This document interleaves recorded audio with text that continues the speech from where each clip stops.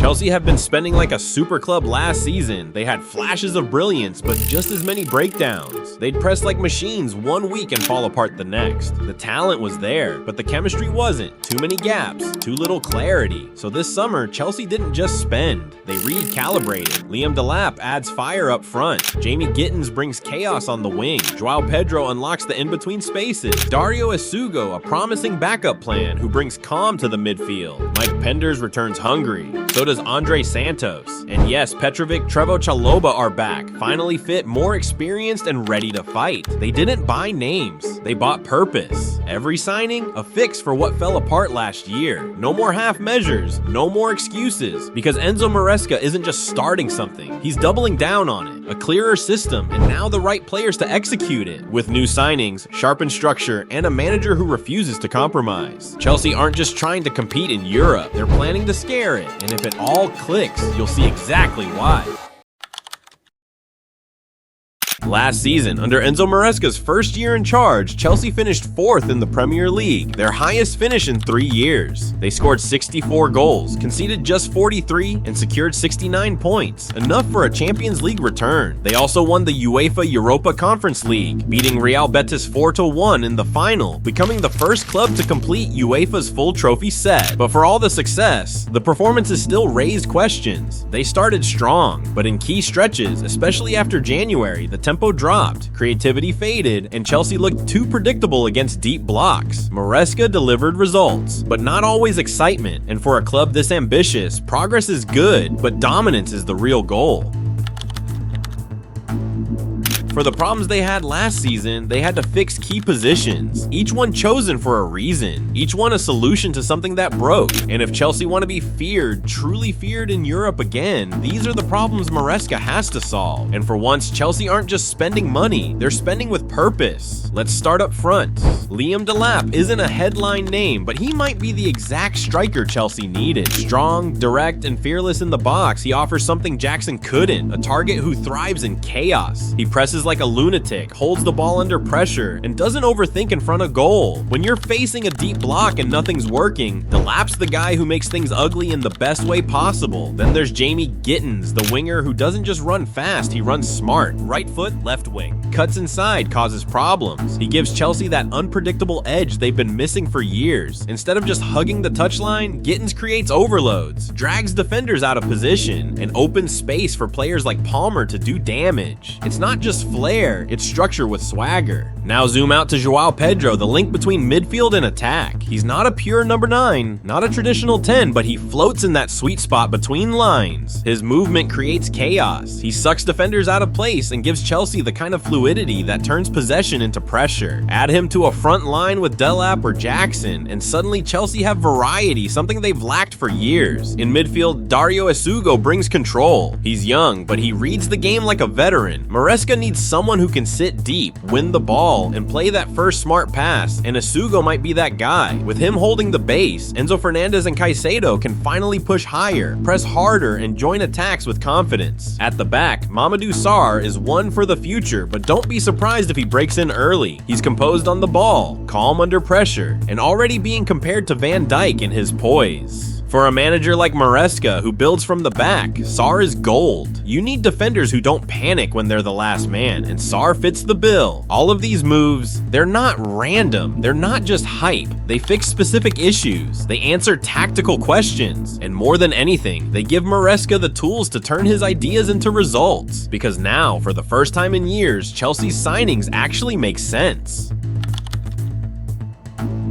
Let's start up front, because if Chelsea are gonna scare Europe again, they need more than just talent. They need variety, and that's where Liam Delap walks in. No, he's not here to bench Nicholas Jackson. He's here to give Chelsea something Jackson simply can't offer: every game controlled chaos. Jackson, he's electric, can run in behind, stretch defenses, and on his day, tear teams apart with pace and movement. But what about the days when the box is crowded, when teams sit deep, when there's no space to run into? That's when you need a striker who welcomes the fight. Delap is that guy. He's a problem for defenders, not because he outskills them, but because he outbattles them. He backs into center back, backs, shrugs off pressure, and turns half chances into goals. He's direct, relentless, and when the tempo drops, he injects chaos. It's not one or the other, it's the blend. Jackson stretches, Delap smashes, Jackson glides, Delap grinds. Together they give Maresca two completely different ways to attack, and that's something Chelsea haven't had in years. Now we move to the flanks, and this is where it gets scary. Chelsea already had danger. Noni Madueke can twist ankles for fun. Pedro Neto, when fit, is a nightmare to track, direct, explosive, and Premier League proven. But Jamie Bino Gittins? He's not a backup plan. He's the plan. Right-footed, left wing, and built for exactly the kind of football Maresca demands. He doesn't just run, he moves with intent, slipping between lines, cutting inside with timing, dragging defenders, and creating space where there was none. This isn't chaos, it's calculated disruption. Gittins doesn't play like a teenager. He understands width. He understands when to stretch the pitch, when to drift infield, and when to arrive late unnoticed in the most dangerous zones. And in a squad where Sancho's gone and Mudryk may be facing suspension, Gittins isn't stepping in. He's stepping up. Gittins bring balance and bite. Last season, Chelsea's wings flickered fast but unreliable. Now they've got options, rhythm, a plan, and if one fades, the next step's in no drop in tempo, no compromise on style. This isn't just wing play, it's wing warfare. Next up, the false nine that isn't Joao Pedro. He does all three and none of them in the way you expect. This isn't a pure number 9, and it's not your classic number 10. Joao Pedro lives in the half space, floats between the lines, destroys defensive shape, and gives Maresca what Sancho or Jackson couldn't: unpredictability. Let's be clear, Jackson isn't a failure. He still has value. He's explosive, makes aggressive runs, and scored 17 goals across all competitions last season, but he thrives on chaos, space, momentum. Against low blocks, the kind that sit deep and smother, he's often isolated. That's where Joao Pedro steps in. He's not replacing Jackson or another backup plan if Delap flops. He's here to unlock games Jackson can't. At Watford, he was a raw talent. At Brighton, he became a system weapon, scoring 20 goals across all comps in 2024-25, many of them without even touching the 6-yard box. He drifts wide to drag center backs. He drops into midfield to create overloads. He presses with intelligence, not just energy. Tactically, he gives Chelsea this: a roaming threat behind Delap or Jackson, like how Julian Alvarez operated for Pep. Freedom for Palmer, who now gets pockets of space with defenders chasing Pedro. Another presser in the front line, essential for Maresca's counter-press triggers. Imagine this: Gittins wide, Neto floating, Palmer dropping, Caicedo and Enzo stepping up to win the second ball. That's not a front line, that's a carousel. And you don't mark a carousel, you get dizzy trying. Jackson is the vertical spear. Delap is the physical problem solver. Joao Pedro is the tactical chameleon. You don't replace one with the other, you rotate them, combine them, terrify teams with options. Last season, Chelsea had no plan B. Now, teams press, Jackson runs in behind. Teams sit back, Pedro drops deep and unpicks them. Games get scrappy, Delap crashes the party. This isn't a collection of forwards, it's a forward system. Enter Dario Esugo. He's just 19, but plays like a 30-year-old war general. Reads danger before it arrives. Tackles clean, plays simple. Esugo isn't flashy, he's functional, and that's exactly what Chelsea needed. Think of him like Maresca's own mini Rodri, someone who sits at the base and lets the stars around him shine. With Esugo behind them, Enzo doesn't have to babysit the build-up. Caicedo can press with freedom, meaning the midfield suddenly breathes. But that's not all. Santos is back, and he's not a kid anymore. Andre Santos didn't just return from loan. He returned as a man, a natural box-to-box engine. Combines flair with grit, scores goals, breaks lines, the kind of profile that's been missing from Chelsea's midfield since the peak days of Frank Lampard. Maresca doesn't need him to be the finished product yet, he just needs him to offer something different. When Esugo holds and Enzo dictates, Andre Santos can be the chaos agent bursting into the box, stretching the pitch, and giving Chelsea that final third punch from midfield. Now add Estevao. Chelsea bought a project so good, they were willing to wait until 2026. Estevao is a dribbling poetry. He plays like the game speaks only to him. Already dubbed Messinho in Brazil, not because because he mimics Messi, but because he distorts defenders like prime Messi did. He's not here to bench Palmer or Madueke just yet, but in the right games as an interior, as a right-sided 8, Estevao gives Maresca something nobody else in the squad has. Now let's talk about Chelsea's backline, a department that hasn't exactly lacked talent, but has often lacked cohesion. Because here's the thing, Chelsea already have good defenders. Tosin Adarabioyo is confident on the ball. Levi Colwill has grown into a real fighter. Benoit Badiashile brings calm and control. When fully fit, Wesley Fofana has elite potential, as well as other promising names at the defense line. But talent alone isn't enough.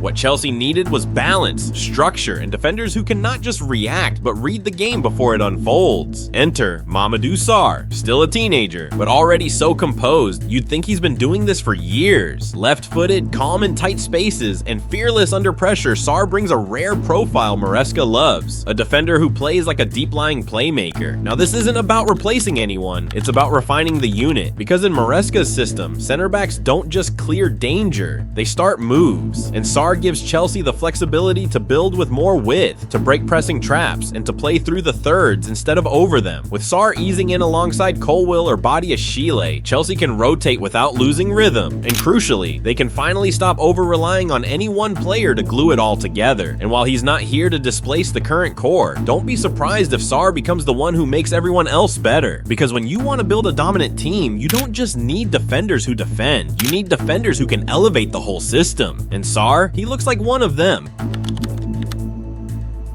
We all know the back is a fortress, and the goalkeeper, he's the gatekeeper. Chelsea know it, Maresca knows it, and right now, that gate still needs reinforcement. Robert Sanchez had his moments last season, but often looked uneasy in possession. George Petrovic, he was sent on loan to Salzburg and didn't just improve, he became their best player, commanding, composed, clutch. And now he's back, not to wait in line, but to stake a claim. The problem? He wants to be #1, and Chelsea, not ready to give him that guarantee. So despite his rise, Petrovic's future remains uncertain unless someone blinks first. Meanwhile, Chelsea did try to bring in an upgrade. Mike Maignan was the clear top target, elite reflexes, calm under pressure, and exactly the kind of modern keeper Maresca's system demands. They were ready to move. Negotiations started, but Milan held firm. They wanted a premium, what insiders now call the Club World Cup tax. Chelsea refused to bite. The deal collapsed. No backup plan, no secret hijack, but around Cobham, there's a quiet belief the door might still open, because when Chelsea wants a player badly enough, they usually circle back. Now Maresca's project continues with what's already in-house, but in goal, the long-term picture remains just a little bit blurry. Maresca wants a keeper who can start attacks, stay calm under pressure, and act like a third center back when needed. So now the pieces are on the table. Maresca has his system, the signings are tailored, the blueprint is clear.